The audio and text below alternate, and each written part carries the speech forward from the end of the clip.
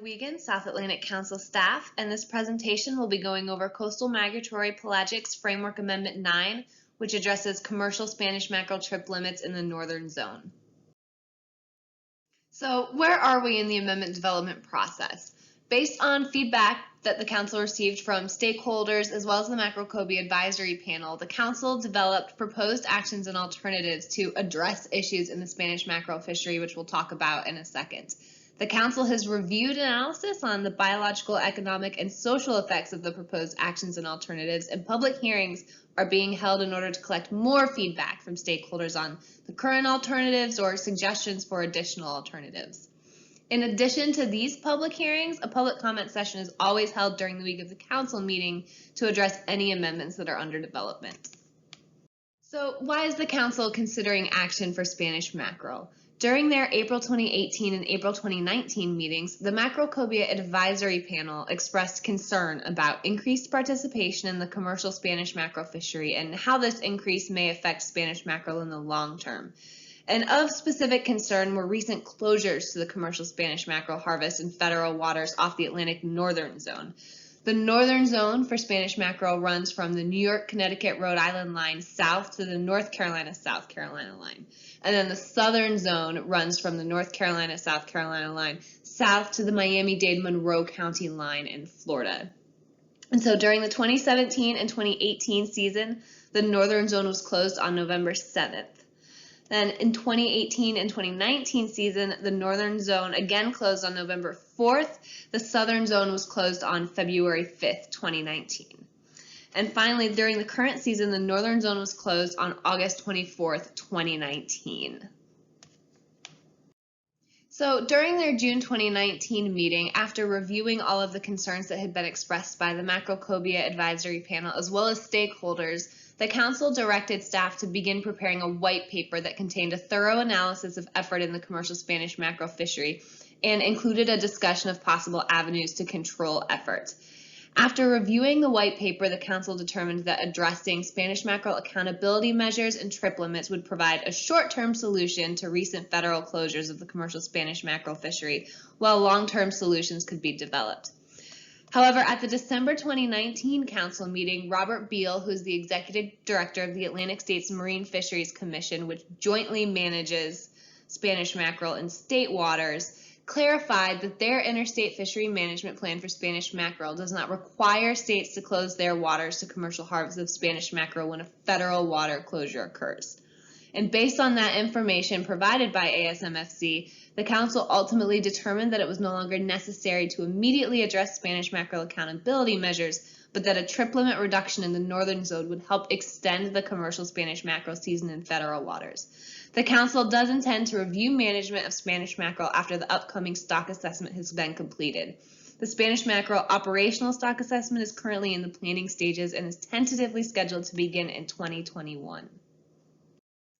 So CMP Framework Amendment 9 now contains just one action to modify the commercial trip limit for Atlantic migratory group Spanish mackerel in the northern zone. Alternative 1, which is the no action alternative, would keep the trip limit at 3,500 pounds year-round. The Council's current preferred alternative is Alternative 2, which would reduce the commercial trip limit for Spanish mackerel in the northern zone, and there are three sub-alternatives.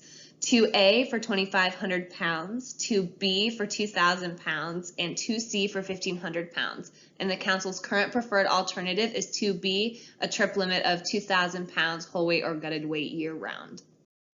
An analysis of the proposed trip limits has been conducted, and the first step in evaluating the impact of a trip limit change is predicting future landings. Typically, the most recent year of landings is used as a proxy for future landings. However, in recent years, as we discussed, there have been closures of the Spanish mackerel fishery in the northern zone, which of course significantly alters landings. In that case, if recent years experienced closures, then the monthly landings further back in time were used. And as you can see, the Council's current preferred alternative, subalternative 2B, is anticipated to result in a closure on October 10th in federal waters for the northern zone. Here are the anticipated effects of the proposed trip limits. In terms of biological effects, regardless of how the trip limit is modified, there are annual catch limits as well as accountability measures in place to take action once the ACLs are exceeded in order to prevent overharvesting. In terms of economic effects, it's assumed that since preferred alternative 2 is not going to result in the northern zone quota not being met, the overall gross revenue generated by Spanish mackerel landings may not noticeably change. However, it is noted that lower trip limits may decrease revenue on some trips and decrease overall net revenue by increasing the total cost per trip. And in terms of social effects, longer fishing seasons are thought to provide positive direct and indirect social effects by providing access to the resource for commercial fishermen and consistency for end users such as fish houses, so long as these trip limits are high enough to support commercial fishing activity and allow for harvest when Spanish mackerel is profitable to land. Last but not least, I want to go over the amendment timing. Right now, we're conducting public hearings. At the upcoming March 2020 meeting, the Council will be reviewing the draft amendment, reviewing the comment received during these public hearings, making any modifications as necessary, and then considering approval for formal review. If the amendment is approved for formal review, we'd be looking at transmitting it to the Secretary of Commerce by spring 2020 with anticipated implementation in summer or fall of 2020.